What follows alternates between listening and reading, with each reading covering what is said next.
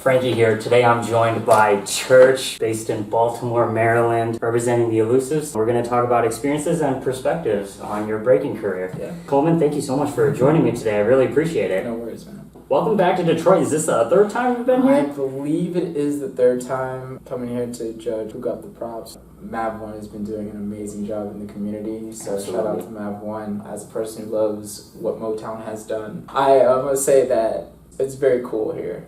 There's a certain energy that is alive in this place. What's new in your life? Congratulations on the wedding. Yeah. I know as a profession you are an educator. Our full first month of being married, we got married April 16th. Okay. And that was in Maryland, and then we had our mini moon that same weekend and just like went to the beach, chilled, and then we had our actual honeymoon, which meant we just toured all of Colorado, and basically every day in Colorado we went to a different type of terrain.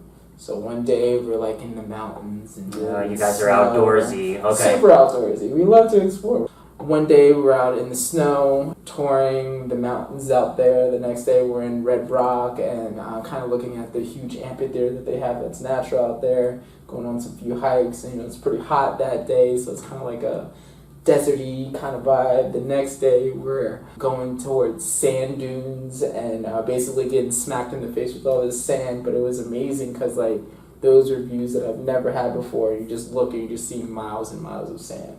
Amazing. The next day we're in Glenwood Springs and just kind of touring these natural attractions there and looking through caves and all this stuff. I would say one of the other new things is like I've been an educator for the past 5 years now, just specifically with English as a second language. And now I'm looking to continue to evolve, and now I'm just looking to continue to kind of diversify my background as an educator right now, looking to train others to be the best versions of themselves in whatever facet they're working in. A lot is happening right now, still in Baltimore, love Baltimore. I don't know if I can see myself moving anywhere else right now, but maybe in the future. A lot of my crew has kind of migrated west. They're trying to pull me to jams out west more and more, but I don't know if I could live in California. But other than that, my sister also just had a baby boy, and I am the godfather of Zaire. Okay, so congratulations. Thank you, sir. Literally, we came back from our mini moon, and then the next week Zaire was born. So I took myself down to Virginia and kind of held down the fort while my sister and her husband could just like focus on Zaire, and I dealt with my other nephew there. I guess that's what's new, really. Yeah, so it sounds like a lot of different personal career path things, at this point in your life. What about maybe on the breaking side? Breaking wise, I'm really focusing right now on stamina. I've been in the gym a lot. Like I said, most of my crew is kind of migrated west, so like I see a couple of my crewmates just like randomly on the East Coast, but for the most part, I've been trying to focus on creating a healthy cycle of practicing.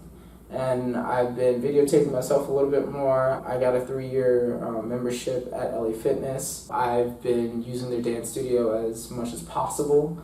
I guess one of the big things that's on the horizon is I did get invited to Red Bull BC1's regional battles in Philly. Nice. So I'll be doing that. That's July. Training for that, but also like not putting too much pressure on myself, just kind of mitigating it with all the other life things I have going on. And I think like one of the things back in 2019 when I was there last time is like I just started teaching at Howard Community College. It was literally my first class, so I was like more focused on that than breaking. I think right now I'm in a better headspace to kind of juggle all these things and balance them. What is the background of your dance career?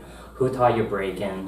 One of my first inspirations, just even from a baby, was Michael Jackson. When I was in elementary school and we had like an after school program, my sisters were there, I have 2 older sisters. They were kind of like my managers, my dance managers. We would have dance events where kids would like actually pay real money after school to come and watch me dance.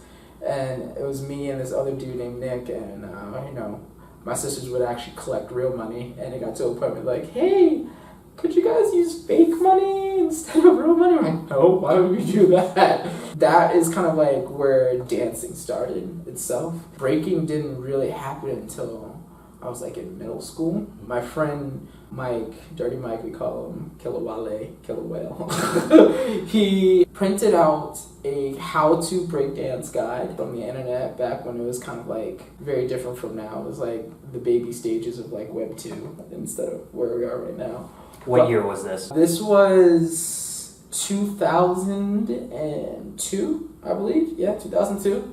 And so that was when I really started to just read information from a website that was printed out. I started trying to do turtles and hang glides in my, like where everybody else starts, in their kitchen. That was the very, very first time that I learned about breaking in general. YouTube was really crappy at the time, like 240p.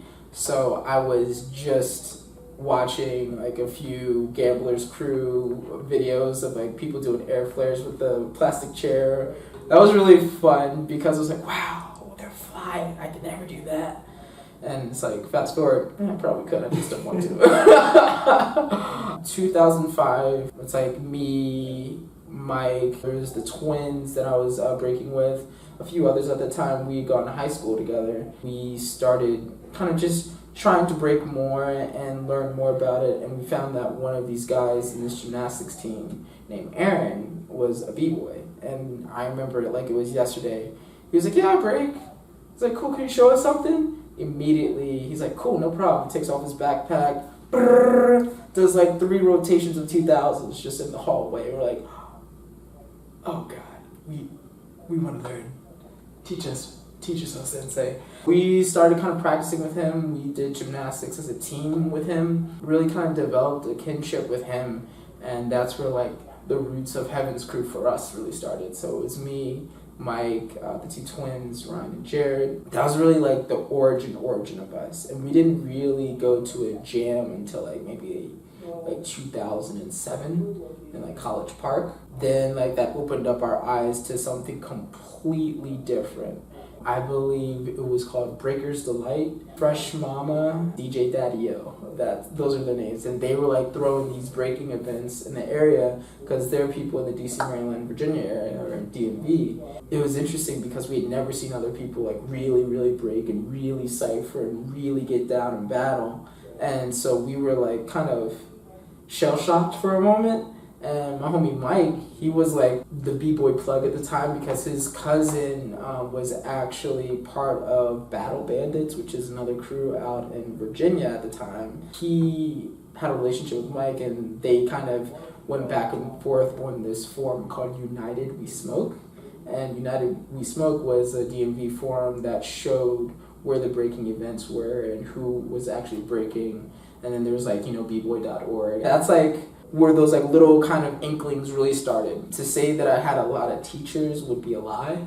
I think just more so to say that I had like a lot of different inspirations would be more truthful. For example, we got close with this one crew called Deadly Venom's crew, and there's a b-boy named Shogun who's been like in the scene in Baltimore for years, like maybe like 20, maybe 30 years now.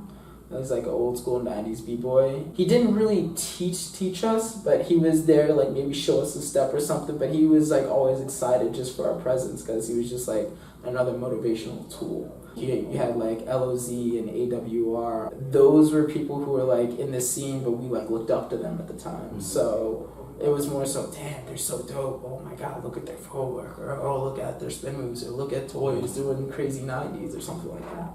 When you say inspiration, you have something to maybe set your goals to. Exactly. But there weren't a lot of times where they're like, hey, Coleman, this is how you do this move. Put your foot here and then put your hand here and all that jazz. It was a lot of trial and error ourselves. I think that was really healthy for us because it made us unique with our movements, and our movements were attached to our hearts and our souls rather than the ideas of trying to be somebody else. That takes us to about late 2000s, you said. Yeah. Can you talk a little bit about the transition from that, having this experience with your friends growing up, getting to be exposed to breaking, and becoming dedicated to actually battling? Can you talk about that transition a little bit? Yeah, like around like maybe 2010, everybody's in college. We've all graduated high school at this time. I was practicing heavily with people at UMBC, University of Baltimore County, and at AACC, which is Anne Arundel Community College. and there's actually like a hip hop group there who had dedicated practices, and I think it was maybe around that January 2010, there was an event in Virginia. It was like the first one that I actually drove to, and then we battled people, and we actually got out of prelims for like maybe like one of the first times. And then we ended up having to battle. It was a mix between ATD and Lab Rats at the time, so like they kind of came together, which is another huge crew of the early 2000s, 2010s of the Virginia area. Of course, we got smoked, but it was more so like, yo, we can actually do this thing.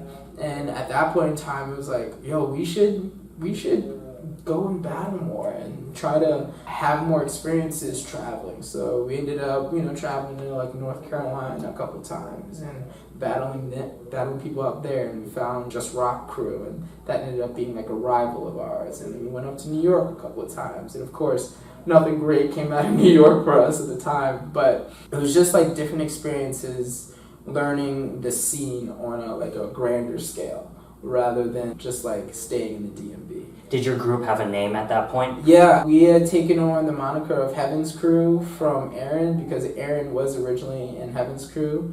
It was basically Aaron was the power guy, there was Joe who had all the footwork stuff, and then Nitrous, who was like the unique, kind of charismatic, had a lot of high energy one. So those three were like our pillars of inspiration when it came to breaking. We learned things from them, but again, they ended up being like our inspiration. It was me, Dirty Mike, the twins, and then we had the rest of the guys. But at that time, it was very interesting because we were all in just trying to figure out who we are as human beings, which also meant who we are as dancers. A lot of battles were just like not getting out of prelims. All right, next one. And then we finally are starting to get out of prelims a little bit more, and then top 8, and people are like, yo, y'all getting good.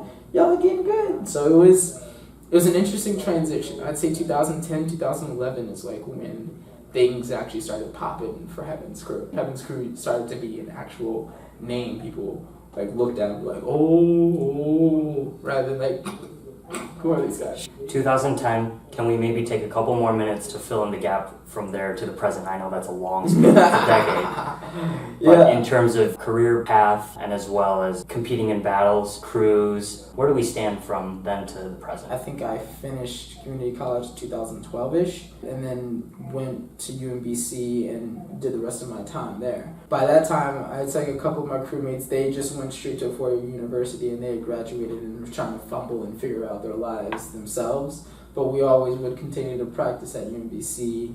We got to this point where we had more people on the crew. For example, a student named Jovi, who goes by Dinobot at the time, now he goes by Morph. And he just did a lot of freezes and had a lot of flavor with his tops. This dude named Lowdown, a lot of Halo transitions, a lot of power stuff. Lowdown was like a power rival of mine inside my crew. So we would like practice together, push each other. I used to spend a lot of time practicing in his basement, and we had this other dude named Raw Ned who was like really thready. Also, we had a younger crewmate, Kurt Rage. We're keeping that battle energy alive, and so like 2015 was like a bit of a high mark in terms of kind of experiences that I was able to get from breaking, starting to come out to a couple jams, win a couple jams. That was the first time I was invited to Rebel VC1, doing the DC Cypher. And then 2015, I completed college, was trying to figure out where I wanted to go, got a job straight out of college. It was like at this super corporate area. It was accounts payable for a company that was like basically all white people, and I was one of the only black people there. Just dealing with the race side of things, dealing with just being an outsider and having my own life and trying to, at that time I was trying to teach myself Chinese.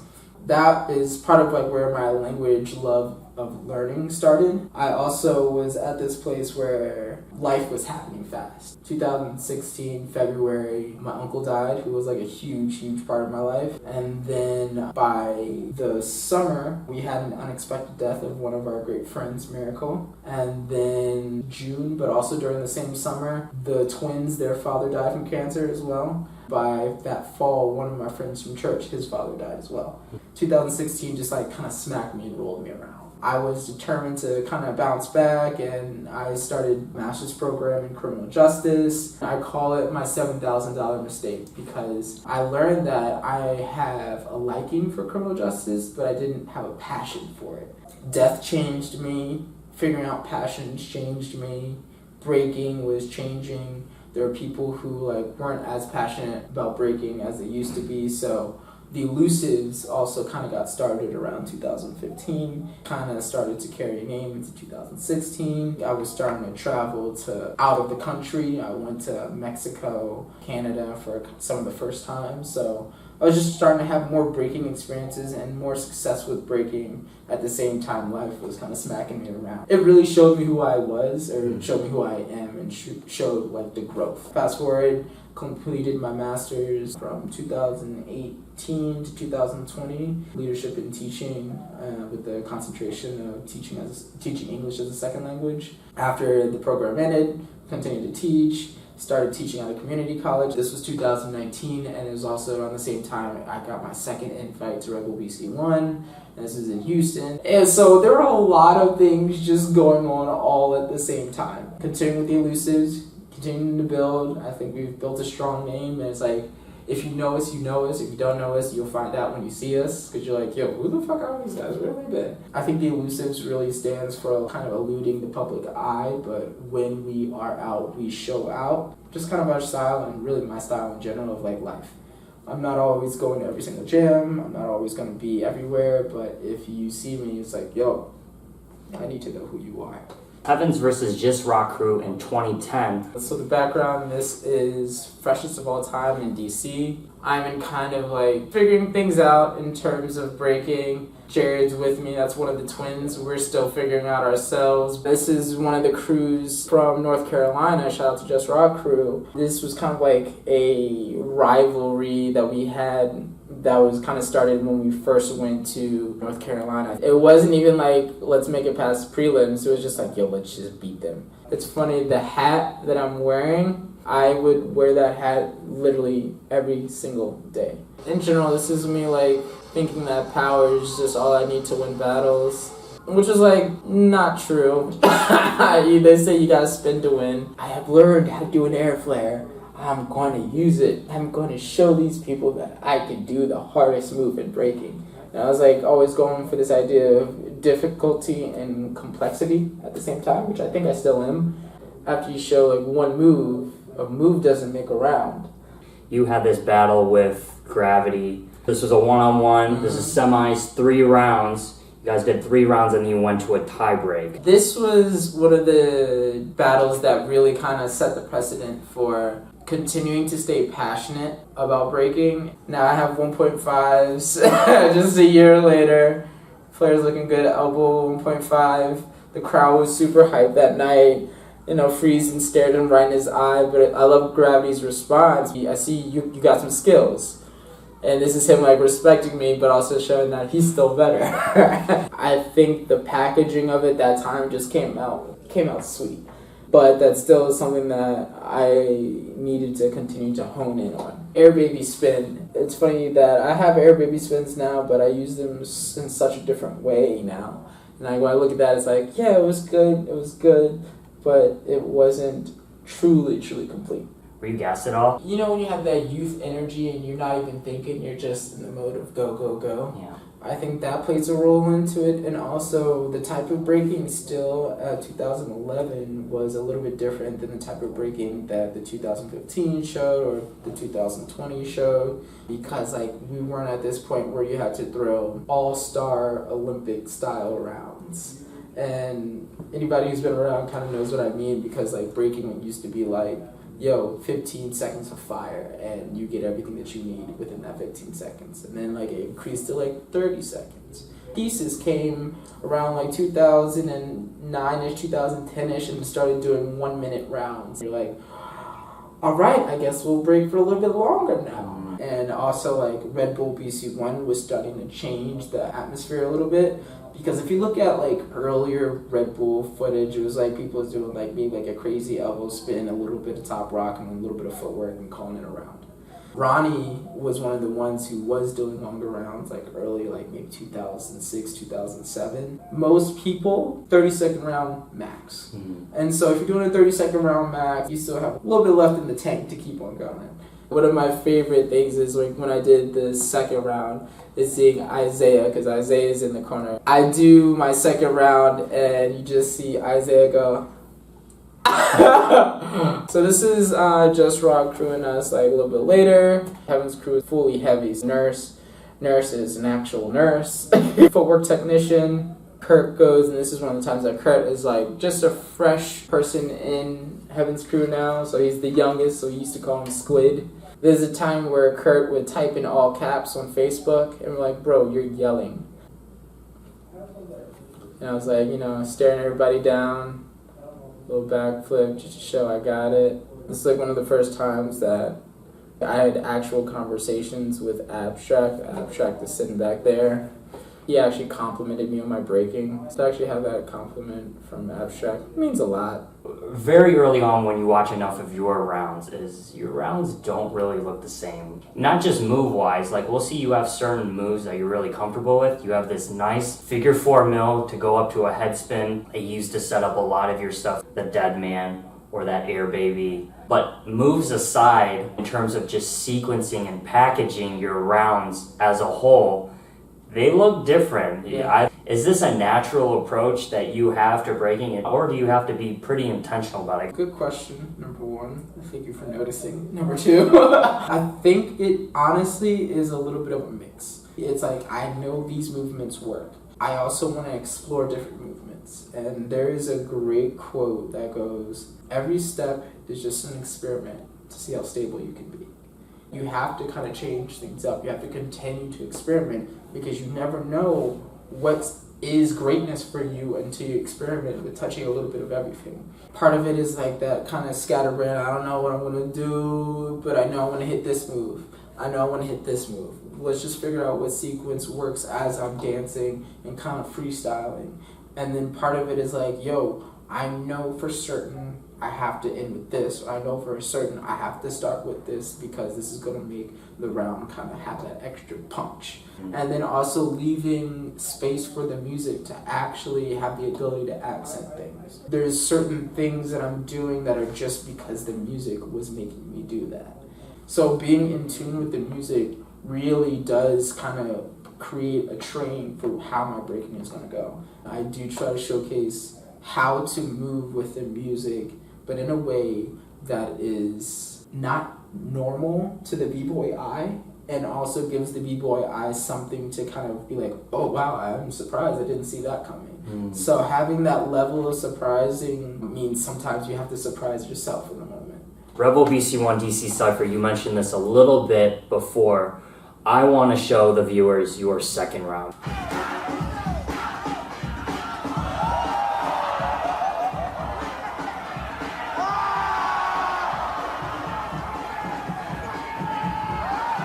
What are your thoughts when you look back at this now? Shout out to the crowd. Shout out to being home in DC. There was a certain energy that was in the room, especially at that moment, that I harnessed within every single step that I was doing. This round is all about one-upping him on a level of intricacy and power and saying like, sometimes that's all you gotta do, man. Baldy, I was like looking at his footage even before this jam, and I was like, damn.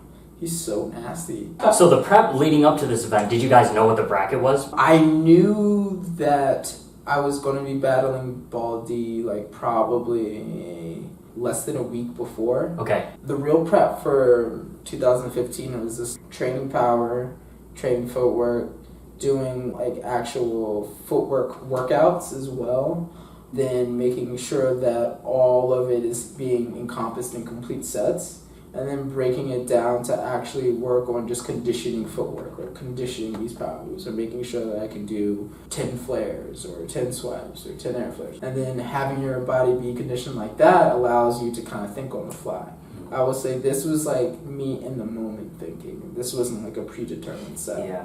You can only think so hard in that moment. The muscle memory is going to come out. Exactly. Elusive versus Rebel BC1 All-Stars. Ryan wanted me to come out to LA. This is back when Ryan was the only one out of the crew, the Elusives, was living in LA. We knew that we had to go hard, and Ryan's first round was like, set the tone. I'll take Vic's round. His hand is right here. I will thread the person. Just like, oh, now you're looking, oh. The person who I'm battling, they get it, they understand it, but the crowd, it's not really for the crowd. Now you see me. When you get into the battle, it's a battle, and you gotta show what you can do and prove every single time. You don't, at least for me, you don't get flack, or you don't get the ability to just like kind of half-ass it and then still get through to the next round. 2019, I can find a lot of footage of you. What do you remember about that year? A lot of wins. Some losses, obviously. Riding high. Yeah, we didn't win this battle. Sure. It was a time where I was going in because it just felt right. Traveling a little bit more. I'm connecting all the dots mentally and physically, spiritually and emotionally. I also think it's important to know I had just broken up with one of my exes, and it was like a long relationship. When you're a sad boy, you just have to do things that don't hurt anymore. What else can you do except dance and sweat out all your anger? And this was a time where I was in my master's program where I wasn't financially thriving. So like I was at this point where I was teaching, didn't have a lot of money, and I needed to go to gyms, and gyms were a great way to make some money as well, and it was like something that I could actually do. But I figured, if I go to this gym, spend this money for this plane ticket, figure out lodging, and if I win this gym, I get a little bit extra money and I can like continue to survive. Like it's not that I couldn't pay rent, but it's like rent would get paid, car notes would get paid. I would have like maybe like a couple, a little sum of money left over. And I'm like trying to figure out how to create more funds with little time. I just have like a schedule where I would teach, I would go to class, and then I would break from like maybe like 10 to 12 at night. Holy smokes. And then wake up around like maybe 5 or 6 and then start the whole process over again. That tells us from the outside that it doesn't matter how busy you are with school, your other responsibilities, or what might be going on in your personal life. Yeah. You're going after it anyway. You got to, man. I mean, that's part of life. The only thing that we truly have is the present moment. Because I was out there pushing myself forward, things were coming to me. January 2009 really set it off. Second King of What? And that was with Isaiah and me. We won that jam as the Elusives. Rockstrite was there, Ronnie was there. Rockstrite and I started to like actually keep in contact with each other. And Rox was one of the reasons why Ripple BC1 wanted to have me again in 2019 for Houston. I feel like I kind of botched that experience because my mind by that time was like, I gotta do all this teacher stuff. And like I remember like it was yesterday. I got to the hotel in Houston like a day or two early. I was staying with my homie Eric first night, and then I would have a hotel the next 2 days, like all the other BC1 B-boys or whatever. I was trying to get a lesson plan done, and I had a big open practice space because they converted one of the conference rooms into a practice space for the B-boys and B-girls during that time frame. And I got there early. I practiced first. There was nobody there, and then like these 2 other chicks came, and I was listening to Tyler, the Creator's album Igor had just dropped that Friday. This is an album that's very experimental. It's very raw sounding. It doesn't really sound like cool hip hop to break to. They're like, can we put on some break music? I was like, yeah, sure, go ahead. I don't really care. I've been here practicing for like the last like hour and a half. It's cool. And then I remember them saying like, what is a good breakdance song? They don't really have a deep-seated knowledge of music when it comes to breaking. Breaking is hip-hop. Hip-hop also comes from jazz. So if you've never even had a practice session to jazz, you don't even understand the full roots of breaking. Jazz has so many different accents and so many different flavors and so many different levels of emotion that you can really capture the spirit of breaking in other facets of music just like that. during that time, it was very interesting, like seeing the mentality of different people. We can't listen to something that's not lean rock, something that's not flag, just for a moment. What are some pro tips from prelims to finals? Drink water, or drink coconut water, or eat fruit. Make sure you top rock every single round. Make sure you dance. Knowing how to create moments. For example, like that blow up right there, it's like this whole entire round actually is like coming from a place of like just dancing first, understanding the high energy that comes along with this song, but being able to ride the beat for a little bit before you even get into your whatever your moves are going to be. Yes. And then again, levels are necessary. So you see going down, going up, boom, all the way to the top level, and being able to freeze on beat, and then adding some footwork in there. And I would say like making sure whatever type of footwork you do, it's like make sure that it accents the music. Footwork can seem like it's just nothing, or it can seem just like it's rambling. So you want your footwork to actually still be dancing. When I think of other b-boys in terms of footwork, there's like two that really like push out of my head. So there's B-Boy Bounce, who's originally from Canada, who moved to Japan, and really was just like hardcore practicing and would record himself practicing. And also he's the creator of Shadow Rocking, playing with different parts of specific cuts of and angles of footwork. It's a little bit tiresome, but it shows that you have the ability to cut your own movements in half, create full movements, and then break them down into tiny bits and really get into the nitty-gritty of footwork. Really accenting how your knees touch each other, or how your knees touch the ground, or your steps, or your hand placements, or your arm placements, and making every little bit of that footwork actually count. The other person in terms of footwork that just takes it completely left brain is Migas. If you look at old Migas footage, you're like, how come nobody's even doing that now? And then you might have people who maybe will take a part of what Migas can do, ground threads, maybe footwork threads, something like that, but they don't put it together the way that Migas used to put it together. And this is like Migas, like back in the 90s. Like if you watch Who Can Roast the Most, you'll get an idea of what I'm talking about in terms of Migas. In general, stamina. Stamina is another great thing that you need to have for battles, and I mean like mental stamina. Be like, okay, I'm gonna do these rounds this time, or I'm gonna highlight this movement this time. And then be like, okay, I was on my head a lot last battle. I'm not putting my head down on the ground during this battle. Coming up with something fresh and new so you don't look stale by your third battle. I'm going to show your first round here.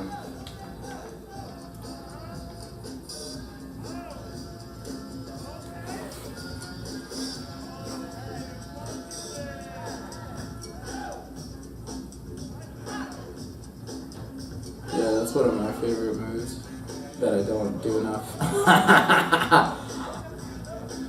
Show your vocabulary. Show that you can attack from different angles. And notice it wasn't like any crazy power moves in there.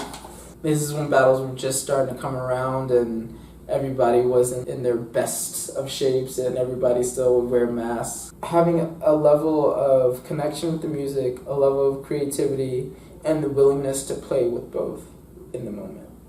And when you are able to do that successfully, you can have quote-unquote throwaway rounds that don't really feel like throwaway rounds. Balance the explosive part of yourself with the calm, dancer, vibey part of yourself. The last battle with Dr. K, I was pretty gassed. I had been wearing my mask the entire time. Also the other fact of I was wearing Vans, which are skating shoes, and I used them for skating, and I was like, oh, I didn't really bring any breaking shoes today. So I felt like a little bit more flat-footed than usual. There's a time where it's just like, you're able to like do your stuff, but it doesn't feel the same way because you didn't physically prepare the same way. By the last battle, which was also 5 rounds, my legs were just having to have a whole bunch of iron in them, and I'm flat-footed, so it's just like, it's not great. You just work through it as much as possible. I think I had one more battle a little bit later in 2021. That was with Ryan back in the DMV, and the energy in that battle was just like, all right, I know what I'm doing. I came prepared. I brought some stuff to spin in. I brought some shoes to dance in. I got clothes for every single round that I need. I came in there and Yeah, we won that because preparation was 100% key. I'm at this place now where I haven't gone to a lot of the like breaking for gold and all that jazz. And not to say that it's a bad thing, but to say that it is a different type of culture. It's a competitive culture. And breaking was a spirit of expression that had competition in it, but also you could just do a move for move battle with a person and try to one up their hand hops or one up their like blow up. In a breaking for gold competition, I need to have my 45-second round where I make sure I do my top rock, I make sure I do my down rock into footwork, and I make There's sure more I do structure my by power. nature, Yeah, there is a level of artistic integrity that is being sacrificed. Can you maybe give any wisdom as to how breaking can help them achieve their goals outside of dance? Breaking at its core is communication. Communicating how you feel, communicating what you think, communicating what you've seen in the past, communicating where you are right now in this present time. It allows for people from another background who've never even understood your first native language to understand who you are just through seeing you break. It's important that communication is an aspect that continues to go through changes. And so you communicate your changes, your life changes from your breaking styles, from the things that you're great at, from the things that you improve on, from the things that you thought that you would never work on to the things you start working on. Given that perspective of communication, there is this idea of repetition and consistency. Being able to consistently do things in a manner that allows you to grow. For me personally, I've used that same consistency within my life. It's consistent in the fact that I am continuing to pursue something that I'm passionate about in order to grow. It's shown in my educational path, it's shown from my bachelor's to my master's degrees.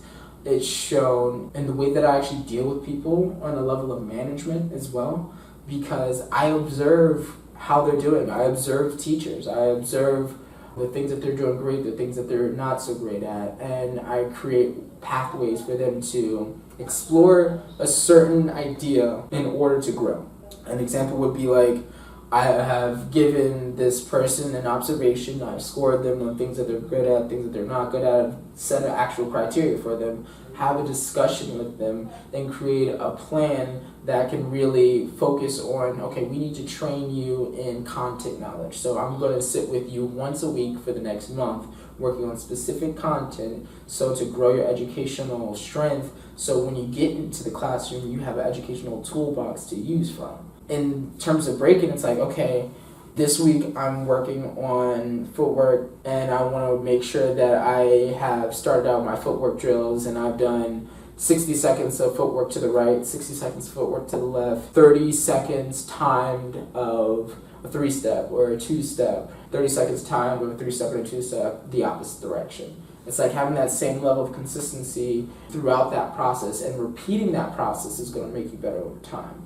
With that, I really have continued that focus and pushing myself forward in every facet of life. Even within my relationship, we have to communicate to be more effective. I can talk at a great length for a specific subject if I'm passionate about it. The passion will lead the communication, and I'm passionate about my relationship, especially because we're in this honeymoonish, getting that first year of marriage down life where there's a whole bunch of transitions. We're living together, we're exploring the differences between my likes, her likes, my dislikes, her dislikes, understanding how to meet at middle ground. The only way that you do that is through repetition. You gotta have conversations, you gotta talk about what you do want out of this situation and create a plan to achieve that.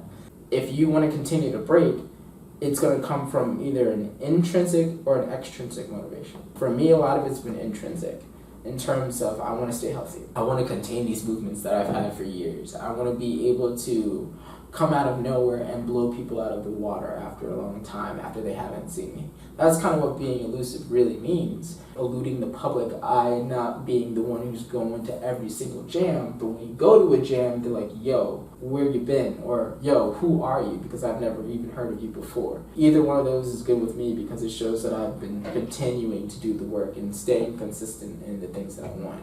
If you choose to be in the scene, you have to do certain things. You have to tell people where you're from. You have to show up to events. You have to be consistent with that idea of connecting with others and communicating that you want to connect with others. You gotta be like, yo, where's the practice spot at? For me, it's really interesting because some practice spots do not feed me passion. And if I don't feel connected with the people who I'm around, if I don't feel connected with the practice vibes, then I'm not gonna go to that practice. I can not practice with others for a very long time and still just be like, yo, I'm going to the gym or I'm going to go practice for this amount of time and I'm going to work on these specific things because I want to do that. Mm-hmm. You have to communicate that to yourself because that is a desire that you want, but you have to put in the work or actually repetitively put in the work consistently to actually get the results that you want. One of my focuses in this dance has been the idea of longevity. And not in the sense of battling everybody forever, but just in the sense of like, I have these movements and I continue to create and I continue to make the best version of myself. And really that's what I want in life. There's this idea of evolution and transcendence. So for me, it's important to transcend everything that I thought that I was and evolve to something that I never even imagined I could be. That would be my idea for people to continue on the path of breaking, is to continue to evolve, transcend to a place that you've never even thought that was possible. Because you have to be an individual who pushes the boundaries. You live this lifestyle and you see the success in breaking, but you live it in every aspect of your life. Do you have any parting thoughts for our viewers? Continue to evolve, transcend the boundaries that you put on your own mind, search for gratitude in every single aspect. What you think of as losses, what you think of as wins, experience the gratitude, be gratuitous. Truly be the person you want to be. Show that person to the rest of the world and things will come the way that they need to. Good luck with everything moving forward. Good luck with the Cypher later this summer. Yeah. We're definitely very excited to see you on that stage. We're out of here. Peace. Peace, man.